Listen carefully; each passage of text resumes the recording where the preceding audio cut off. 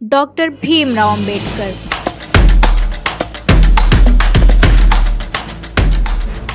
Doctor Bhimrao Ambedkar, यूं तो इनका पूरा नाम डॉक्टर भीमराव रामजी अंबेडकर था, लेकिन लोग इन्हें बाबा साहेब, दलितों के मसीहा और भारतीय संविधान के निर्माता के रूप में जानते हैं। बाबा साहेब का जन्म 14 अप्रैल सन 1891 को मध्य प्रदेश की एक सैन्य छावनी महू के काली पलटन इलाके में महार दलित जाति में हुआ था, जिसे एक अस्पृश्य यानी अछूत जाति माना जाता था। बाबा साहेब को शुरू से ही बागवानी का शौक था। उस समय दिल्ली में उनसे अच्छा और दर्शनीय बागीचा शायद ही किसी के पास था। यहाँ तक कि एक ब्रिटिश अखबार डेली मेल ने भी उनकी बगीचे की तारीफ की थी। यूं तो डॉक्टर अंबेडकर बचपन से ही मेधावी छात्र थे, परंतु निम्न जाति में जन्म लेने के कारण उन्हें काफी परेशानियों का सामना करना पड़ा। फिर भी उन्होंने अपनी शिक्षा जारी रखी। बाबा साहेब किताबों के भी बहुत शौकीन थे। उस जमाने में उनके पास किताबों का सबसे बेहतरीन संग्रह था। मशहूर लेखक जॉन गुंथेर ने अपनी किताब इनसाइट एशिया में लिखा है कि जब 1938 में उनकी राजगृह में अंबेडकर से मुलाकात हुई तो उनके पास 8000 किताबें थीं, जो उनकी मृत्यु तक 35,000 तक हो गईं। डॉक्टर अंबेडकर किताबों के इतने शौकीन थे कि वे अपनी किताबें किसी को पढ़ने के लिए उधार भी नहीं देते थे। वे कहते थे कि जिन्हें वे किताबें पढ़नी है वो उनके पुस्तकालय में आके वहीं पे किताबें पढ़ें। डॉक्टर अंबेडकर के करीबी नामदेव निमगढ़े बताते हैं कि रात में अंबेडकर अपनी पढ़ाई में इतने खो जाते थे कि उन्हें बाहरी दुनिया का कोई ध्यान नहीं रहता था।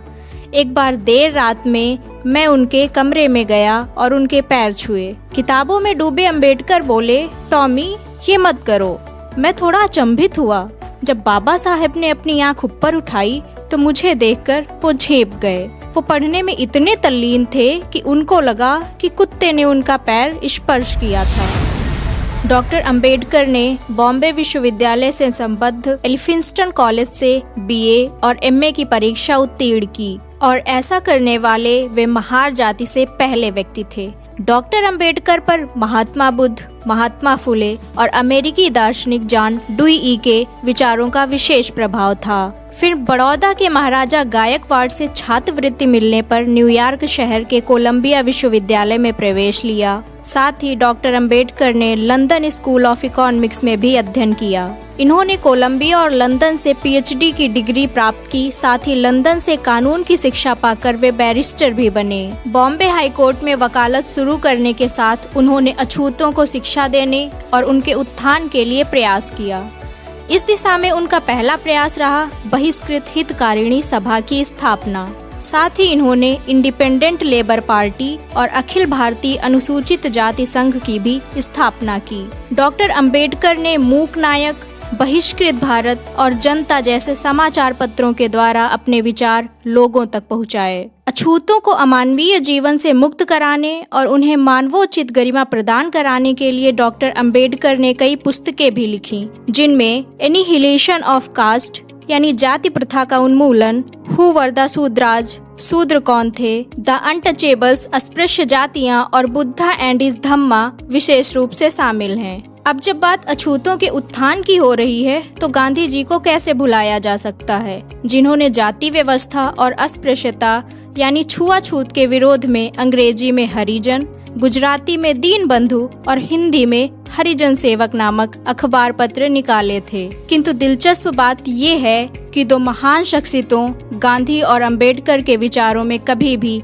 एक सहमति हुई ही नहीं। जब 14 अगस्त 1931 को गांधी और भीमराव अंबेडकर की मुलाकात हुई तो गांधी जी ने अंबेडकर से कहा था, मैं अछूतों की समस्याओं के बारे में तब से सोच रहा हूँ जब आप पैदा भी नहीं हुए थे। मुझे ताज्जुब है कि इसके बावजूद आप मुझे उनका हितैषी नहीं मानते। डॉक्टर अंबेडकर की जीवनी doctor Ambedkar life and mission में धनंजय कीर ने लिखा है कि अंबेडकर ने गांधी जी से कहा, अगर आप अछूतों के खैरख्वाह होते तो आपने कांग्रेस का सदस्य होने के लिए खादी पहनने की शर्त के बजाय अस्पृश्यता निवारण को पहली शर्त बनाया होता। किसी भी व्यक्ति को जिसने अपने घर में कम से कम एक अछूत व्यक्ति या महिला को नौकरी नहीं दी हो या उसने एक अछूत व्यक्ति के पालन पोषण का बीड़ा न उठाया हो या उसने कम से कम सप्ताह में एक बार किसी अछूत व्यक्ति के साथ खाना न खाया हो तो उसे कांग्रेस का सदस्य बनने की अनुमति नहीं दी जानी चाहिए थी।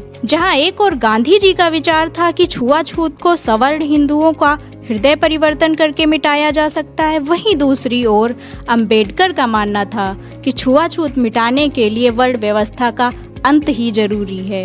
एक इंटरव्यू में अंबेडकर ने गांधी जी के बारे में कहा था कि वो गांधी जी से हमेशा एक प्रतिद्वंदी की हैसियत से मिले हैं। वे आगे कहते हैं कि गांधी ने महात्मा के रूप में बाहरी आवरण ओढ़ रखा था। उनके मुताबिक गांधी छुआछूत की बात सिर्फ इसलिए करते थे ताकि अस्पृश्यों को कांग्रेस के साथ वे जोड़ सकें। डॉक्टर अंबेडकर ने इंटरव्यू में जो भी कहा उसके आधार पर वर्तमान समय में गांधी को खारिज नहीं किया जा सकता है। आइए अब एक नज़र डॉक्टर अंबेडकर के राजनीतिक विचारों पर भी। बाबा साहेब के अनुसार भारत की जाति प्रथा लोकतंत्र के मार्ग की सबसे बड़ी बाधा है। मतलब यह कि यदि हम सामाजिक जीवन में लोकतंत्र स्थापित नहीं कर पाते तो राजनीतिक जीवन में लोकतंत्र ज्यादा दिनों तक टिका नहीं रह सकता।